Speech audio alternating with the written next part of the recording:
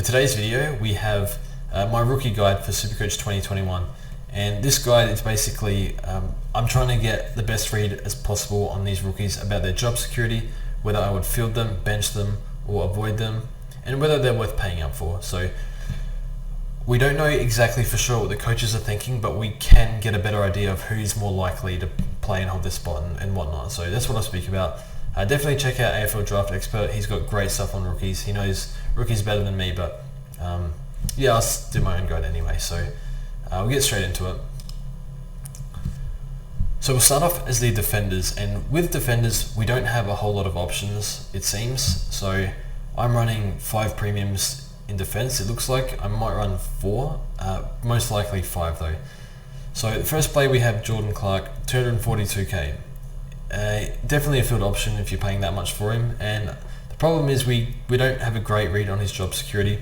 What the coaches have said hasn't filled me with a lot of confidence. So he's definitely can score a lot of points and definitely improved in the preseason.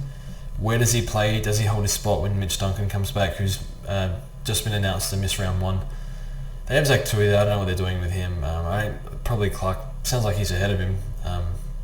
So not exactly sure. Clark is. It's a high risk, high reward, and I'm very stumped on this pick. He's not in my team currently, but I'm a little bit worried if I don't start him. But realistically, he's a third-year player. But if he runs off half-back, he's probably going to score a fair bit of points, like a lot of the other defenders are. But we're not exactly sure how Geelong are going to use him. They even mentioned they might use him through the midfield. So it's a high risk, high reward option just because of job security. For me, I really want good job security. So I don't have him right now. I have him as moderate job security, but that could change. It's a tough one. Out of all these players, the one I have the least read on is Jordan Clark. So the next player is Jordan Butts, 177k. Very good job security. He's the number 1 Crows key defender right now. Number 1 will be Talia when he comes back, which will be in the early rounds. I'm not sure when. But he will hold his spot. I'm very confident in that. And he's had a good preseason. He's definitely improved this year. He's currently in my team. I'd like to get him to Jordan Clark, but I just can't right now. But we'll see. Yeah, that's another story. But field or bench option for me. So he can take a few intercepts, which is great. Obviously, being a key forward has a tough run in round 1 as well. So you can see him dropping a few 40s, but you can take a few marks here and there. So might drop the odd 70 or 80, maybe 90. He was scoring well in the first half before he went off with a minor ankle injury, I think. So I like he's clearly the number 1 job security player in defence for me. So that's the main reason why I have him, and that's his main selling point. The next we have Nick Cox, 175k, or something like that. Moderate job security. I've written moderate because he's pretty raw. His output and production hasn't been great from what I've seen, but very talented, and yeah, they like him on the wing. So I'm not sure how much he plays. If his production isn't as good as what they hope for, then does he lose his spot? So I'm not exactly sure, and yeah, I don't think he's going to score enough, to be honest. It's hard to know because we haven't seen how much he's developed over the past year because of the whole situation with them not playing. So it's a hard one. I have no interest in Nick Cox. I would take Jordan Butts over him every day of the week. Next we have Kazitsky, so might have played himself into round 1. Hawthorn have a few tolls that could take his spot, so I have him at moderate job security. And you definitely don't want to play him on the field because key forward for Hawthorn, who I presume are bottom, I think they're probably bottom 6 team. I have them lower, but I could be wrong there. But based on their list, it's going to be a difficult season for them to win a lot of games, I assume. So I think we're almost forced to pick him, so I have him on the bench. And yeah, definitely don't want to put him on the field. Next we have Briggs. So it sounds like Flynn is going to play, so I have Porter moderate, but he played really well enough in his Amy game to make me think that he could threaten Flynn's spot. I'm not sure. Sounds like I think Phil Davis pretty much said that they spoke really highly of Flynn when they asked about the ruckman. So it sounds like Flynn's going to play, and because he's a ruckman, you field him if he plays. But certainly, I don't think they can play Flynn and Briggs. Not exactly sure, but it doesn't sound like they can. So I don't think he's going to play round 1. But if something happens, if he comes in for Flynn, I guess you can bring him in. But Yeah, not exactly sure. Sounds like Flynn is the better ruck option at the moment. Then we have Highmore. So it sounds like I think Highmore plays based on Jake Carlisle did not play. He was emergency in the Amy game. Highmore did play, and the Saints have so many injuries, so they just lost Frawley for, I don't know, 12 weeks or something like that.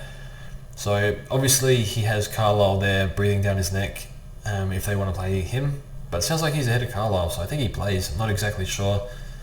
But yeah, they like what he's done. Like what he's done in the preseason, and I think he's a really high intercept player. I can't remember which league it was in.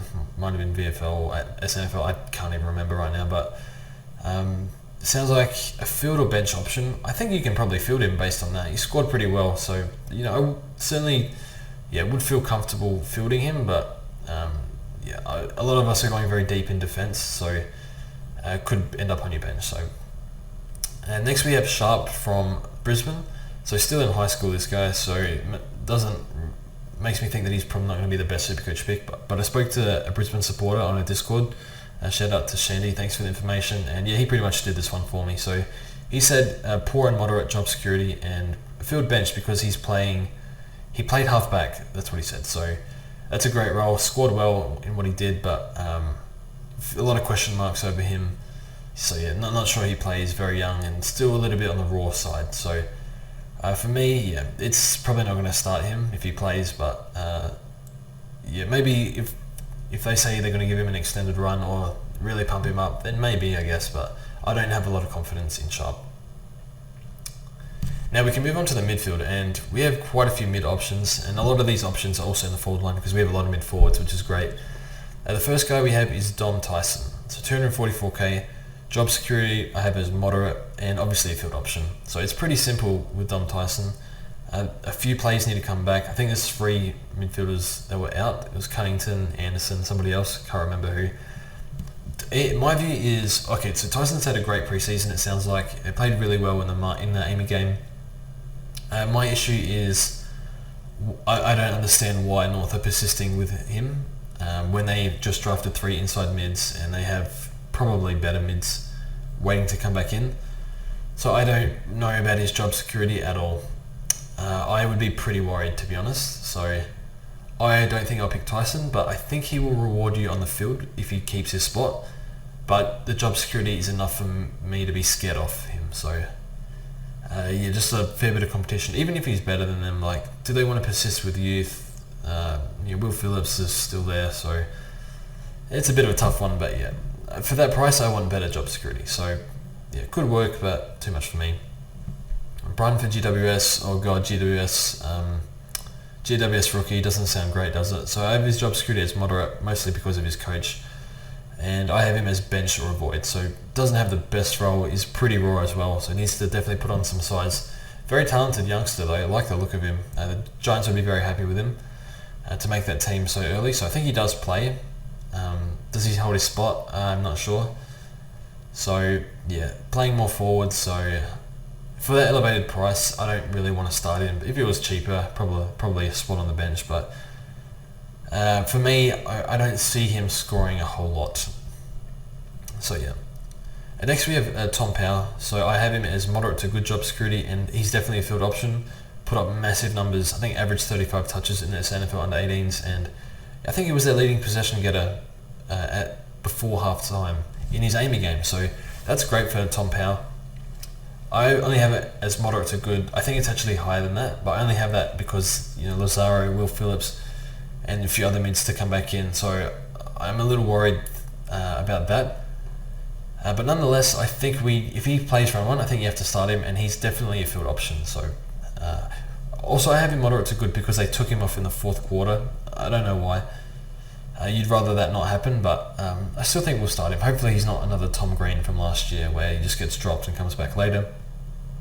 But I think he's done enough. He's ahead of Lazaro and Will Phillips, so I think given the state of where North Melbourne are at, they just have to play him. So definitely a guy that I would be starting. So James Jordan, 124k, so poor to moderate I have just because his performance was pretty poor on the weekend. Playing against the Dogs mids, what are you supposed to do against that? Had a good preseason, it sounds. But playing in midfield role, I don't know if Brayshaw was injured or he's just out of favour, but yeah, Brayshaw was listed as emergency. I feel like that's threatening his spot, and yeah, if he plays like the way he did in the Amy game, he's probably not going to hold his spot. So for me, I can see him scoring. He's had a few years in the system, so it might be an okay bench option. I'm not sold on his job security. I need a bit more convincing. So hopefully we find out a bit more about that. I'm not planning to have him right now, but because of his role, because of his good preseason, I can see it working. But yeah, I need a better read on his job security, and as it stands, I don't have a good read on it, and I'm a bit worried about Brayshaw coming in. I also had Viney and Oliver to come back in, so yeah, that makes it even worse. So see what happens during the week, but not for me at this stage. Connor Downey I have as moderate job security, just because I definitely think he's going to play, and Hawthorn want to persist with youth. Looked really good in the preseason. Maybe his production's not going to be as great, more of an outside type. I feel a lot safer with him on the bench. Maybe a field option for AFL Fantasy because he's more outside, but for me, yeah, I definitely got to pick him, and I just don't know if he can hold his spot or not. So I have him as moderate. It's probably a bit higher than that because he's done everything right, and I think they've been planning to play him for a while now. So yeah, definitely feel very comfortable with him on the bench. Next we have Gordon. Seems like he has really good job security. They speak very highly of him at the Swans, so that's really good to hear, and can accumulate a fair bit. So I have him over Downey on the field, so and ahead of Brockman as well. So I have Brockman on my bench at the moment, but I'll speak about him in the forwards. I think he's an M8 or a bench option. So played really well, had a lot of score assists, and like Braden Campbell, I assume he's been really well prepared for AFL level. He's been in the Sydney Academy for 8 years, so just ridiculous. So yeah, maybe he's a bit more advanced than the others based on that. I think I want him on my bench, but depending on the other rookies, I think I feel okay with him at M8. So next we have McNeil. Actually, we'll go to Lazaro first. So Lazaro is a decent accumulator, I think, but I just have his job security as poor, as I don't know if he plays round 1. I think he's behind Powell and all those rookies to come back for North Melbourne. So I think he has to hold his spot. Look, maybe he can hold his spot, but for me, it seems like he's behind Powell, and they've got all those mids to come back. So I find it hard for them to make room for him, but maybe he's a surprise. Who knows? So if he's named, I'm not sure you pick him or not. I think he's gonna make a bit of money, but yeah, if they still have a few mids out in round 1, I probably might avoid him purely for job security, but I think he's an okay option. And finally, we have Liam McNeil. So McNeil is actually a midfielder that's playing forward. When he was drafted to the Dogs, he's really excited to learn from their midfielders.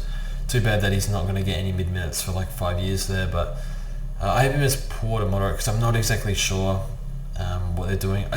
He's probably moderate. It's probably a better judgment on him, but just because I'm not sure he plays round 1, I feel like he's like in that 20 to 26 sort of range. So I have a few new players to come in. Played okay. I mean, didn't do a whole lot, but it was pretty hard. Being, he's not a small forward really.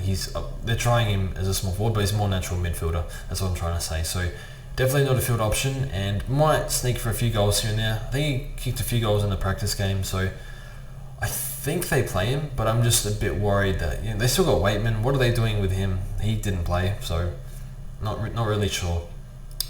He's one where if we don't have anyone else, I'll pick him. Otherwise, I would happily avoid him, even at the discounted price. But yeah, needs to play himself into the team. So next we'll speak about the Ruckman, and the Rucks I've thought about starting none of them, to be honest, because it's just I'm not really sure what's going on, but on second thought, I think there's a lot of potential to make money here. So first we'll go to Meek. So he's a good player, played really well in the Amy series. I took it up to Nick Nat for a while, so I have him as moderate to good, and the reason is there was an article on Fremantle's website floating the idea to play 2 Ruckman, maybe Sean Darcy goes forward when he comes back. So I think he's good enough to hold his spot. So definitely an option. I'm thinking about it. But he's competing, but obviously I have him as a bench option because I would highly recommend going Gordon Grundy. And then Flynn. So Phil Davis had good things to say about Flynn today. So sounds like he's going to play and hold his spot for a while. There is Briggs there, so that's why I don't have it as better than moderate to good, who played well. So that might be a threat. Flynn isn't okay. I guess he's had a lot of development. I think Phil Davis said he had a 5-year apprenticeship, so been in the system 5 years, I assume. So I think I'll be going probably with Flynn. But I think Meek's actually better. But yeah, Meek's. Yeah, I'm not exactly sure, to be honest. But at this stage, I think it's Flynn or Meek. Probably Flynn has a slightly better job security, so probably leaning towards Flynn. And then Hunter. So I am at really poor job security just because as soon as Marshall and Ryder come back, so Marshall will be back round 2, 3, or 4. That's what Brett Ratton said. And we don't know when Ryder's coming back because he's leaving for personal reasons. But I think Brett Ratton sort of expected him. He kind of hinted around a month, but you can't be sure with that sort of stuff. So I'm not sure he's going to have enough rounds to make money for Hunter. So not for me, Paul Hunter, but maybe you get lucky and Ryder's out for a longer time. And there's also McKernan, so maybe they want to play McKernan second pinch hitting ruck. So, well, they did say Hunter is playing round 1, but again, how long is he going to stay in? You're basically guessing when Ryder's coming back. That's the thing. I don't like leaving things to chance like that. So for me, he's an avoid, but you might get lucky on that one if you have him on your bench. So next we can speak about the forwards, and we have a whole heap of options here. So we'll start off with Joe Danaher, 233k, perfect job security, a star player for Brisbane now, and yeah, definitely want to field him at that price. So I'm not sure on what he's going to score. Does he average 60? Does he average 70? Maybe a bit higher. Maybe it goes 80 somehow. Great preseason for Joe. More realistically, I'm thinking 65 to 75, somewhere in between there. So he's going to kick a bag every now and then. Don't think you have to start him. I prefer players with a better role at this stage. But yeah, fine pick if you want to pick him. Next we have Jarman Impey, so 213k. Interesting one. I actually got fed wrong information on Impey about his job security, but I followed that up, and that's why I called him a trap in the podcast, but I retract from those comments. Sorry about that, but I think his job security is very good, creative halfback, and really strong preseason, full preseason. I also found out that he copped a knock, and that's why he went off at halftime. So not the highest accumulator, but we're seeing halfbacks, the ones that are good kicks that can make plays, they're getting a lot of handball receives. Impey, it feels like Impey is that guy to handball to. I like him as an option. I've put him back in my team. Paddy Dow, 202k, moderate to good job security and a field option. So it's very hard to get a read on Dow, but his teammates were calling him Paddy Wow. I hope they don't put too much pressure on him because I feel a little bit sorry for him because as poorly as he's performed at AFL level, he's really copped it. So moderate to good job security just because if he starts underperforming then his spot's under pressure, but he's getting all the CBAs. Cripps pumped him up today, said he's the man to step in for Zach Williams, and he was getting those mid minutes anyway. I think I'll start Dow, to be honest. Seems like a reasonable good kid, maybe gone back and trained really hard over the preseason, so the role is there, the talent is there. Yeah, it's a hard one because he's been poor for so long, but the preseason's been so good and the role is there. So what more can I say? I think he's an okay option. You could do a lot worse for that price, so I think he'll hold his spot. Logan McDonald, so I've thrown him in. I haven't seen him in any teams, and obviously a key forward.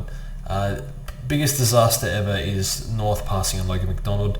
Maybe the Crows passing on him will be a disaster as well, but the guy looks, he can play for real. He changed that Sydney forward line immediately. Works really hard, huge endurance, and that can keep his score a bit healthy. I just think for 194k, yeah, it's a bit expensive for a first year key forward, but he's probably the most advanced key forward we've seen for a long time in their first year. So I think you probably could field him if you want to pick him. I just feel a lot safer picking like an Impey or a Dow where they have a far better role. But McDonald scored well when he came on. Could be a really weird one, but given his role, it's very hard to see him outscoring a Dow or Impey. But yeah, I think I have field bench here, probably more of an avoid, but superstar player. So I don't want to put any limitations on him because he's shown unbelievable signs. But you probably avoid actually, but yeah. Next we have Braden Campbell, so he's fairly cheap. I have his job security as good to very good, probably very good to be honest, just because he's so young. And they seem to have a lot of halfbacks at Sydney, but it sounds like he's done everything right and will play. So yeah, I have good to very good. It's probably more very good to be honest, but yeah, definitely a field option as well. Playing the halfback friendly role, so can play half forward, can play halfback. And it looks like they're going to start him off at halfback. So if he shifts to half forward, then probably going to move him on. But yeah, happy to put him on the field. So yeah, definitely I would be picking Braden Campbell. Next we have Chandler for Melbourne. So I have him as moderate job security because there's a few guys that are opting for that forward role, and not exactly sure who's better than who, but played okay on the weekend. Obviously gotten smashed by the Dogs. Not a whole lot of supply there, so an interesting one. I don't really want to pick him to be honest, but yeah, been in the system a few years. 161k. I'd rather just pay up for a 200k guy to be honest. So I have him, yeah, small forward. Probably don't want to bench him, but looked okay. Next we have Chad Warner. So I have him as moderate job security, and that's because I don't know. Look, he played really well, and it's probably more than moderate based on how he played. But I think he's got Dylan Stevens' spot, who's really talented. So I'm surprised he didn't make the team. So maybe he loses his spot to him. I'm not exactly sure what's going on, but huge numbers in whatever league he played in. I can't remember. I think it was like 150 average in some league in juniors. Definitely a field option, getting a few inside mid minutes, which is great. I might have to play a bit forward too, but I would definitely be picking him. Next we have Ollie Henry. So I saw him play for Hawthorn. Showing some good signs at training. Showed absolutely nothing at AFL level. Took a few marks here and there, but scored did he score 7? Something like that. 100% an avoid on Ollie Henry. Bad role, very raw. Really poor performance. There's no way you pick Henry. Fullerton is an interesting one. With Fullerton, does he lose his spot when McStay comes back? And McStay's listed to come back in weeks 3 to 6. Feels like he does, so I have him as poor and probably a bench option because probably plays more forward. So not sure I want to field that. So I'm probably not going to pick Fullerton, but maybe it's a Brisbane Lions. I might actually ask Brisbane supporters on Discord a bit more about him, but that's the information I have right now. Next we have Bergman. So I have him as moderate job security because there's so much talent in that Port back line. It's a phenomenal effort to break that side. So sounds like they might play him. Power Pepper's out, so does that open up a spot? I know they play a different role, but Bergman looked really good at halfback, and I have him as field or bench. Personally, I'd play him on the field because of his role. Looks really good, but looked really clean back there.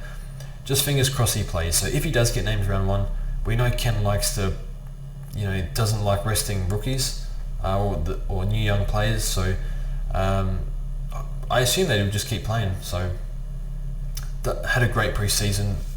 So I expect, fingers crossed he plays because we really need him to be honest. Next we have Harry Jones. So good job security. Sounds like he's going to play as many games as possible. I know Matthew Lloyd says he expects him to play most games this year and all games next year. So might need a rest here and there, but been in the system a few years. I have him on my bench currently. If a better option pops up, I will get rid of Jones. So key forward, not the best role, but highly talented and done a few good things in the preseason. Slow burn, just wait for that game where he kicks a few goals hopefully. So good job security is always good for a rookie. So he's on my bench right now. Ideally we get a better option though. Next we have James Rowe, Crows small forward. Job security is very good, probably perfect to be honest, and I have him as field or bench. As a small forward, it's going to be a bit difficult, but he can get up the ground a little bit, and he's really dangerous around goals. So he's averaged about 90 something, maybe 96 in the Sandful. So I'm okay with playing him on the field. The Crows are going to get flogged at times, so it's not only going to be Rowe that scores poorly in those sort of games, but I like him, and he's currently my F6. But I will bench him if there's a better option. Next we have Tyler Brockman, so he's actually on my mid-bench. I think they have to play him. He played really, really well, albeit against North, and I have him as a bench option because I think Hawthorn will persist with him, and he's probably not going to score a whole lot, but might be a bit of a slow burn as well. One that showed he could score. I think you still pick him because his job security is good enough, and that, for me, I have him on the mid-bench, so that gives a bit of flexibility, which is great. Next we have Tracy. I have his job security as poor to moderate, so he's like the 30102 rookie, who we thought was going to be the loophole, but looks like he's going to play round 1. Yeah, poor to moderate because when Sean Darcy comes out, does one of Meek or Tracy go out? So it depends how they want to structure it. I know like Freo had that article come out where they're trying to think of creative solutions with all their tools getting injured, so very raw. I don't think he's going to score a whole lot. So he's got the big body, but yeah, very underdeveloped at AFL level. So I'm not sure what he can do. I have him as bench and avoid just because of poor scoring power and poor to moderate job security. I have him. So for me, he's an avoid. Alec Waterman is an interesting one. So didn't get a whole lot of mid minutes. Looked like to me he was carrying a bit too much weight, but played really well in the trial game, so I don't mind Waterman if he plays, but I feel like because of his limited minutes in the Amy series, I don't think he does play. Not exactly sure. And I have him as fielder bench because his mature age. I think his average was pretty decent in the Waffle, so fielder bench. I think playing forward or half forward, something like that. I think he would probably start off on a half forward flank, but looked good to me when I saw him in the trial game, but yeah, didn't get the minutes in the Amy game, unfortunately. And next we have Scott from the Bulldogs. So I have him as poor to moderate. I think there's an option. He played halfback ahead of Johannesson, which seems pretty strange to me. So maybe they're favouring him right now. Mature age, good role. Have him as play him on field if he gets a game. Scored well in the Amy game, but yeah, maybe it's moderate job security. I'm not exactly sure. I just found it strange that they played him over Johannesson.